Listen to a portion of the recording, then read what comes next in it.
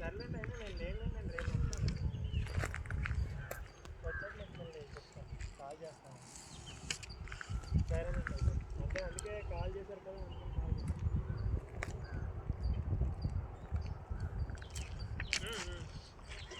చేస్తాను చెప్తాను రాజుకి అలాగే రాజుకి చెప్పదని చెప్పాను ఆల్రెడీ ముందు కూడా చెప్పాను నేను అవునవును తెలుసు రాజు రెడ్డి వీళ్ళు ఉన్నారు కదా ముగ్గురు అది కొంచెం ప్రాబ్లం వస్తుంది ఆల్రెడీ నేను చెప్పానండి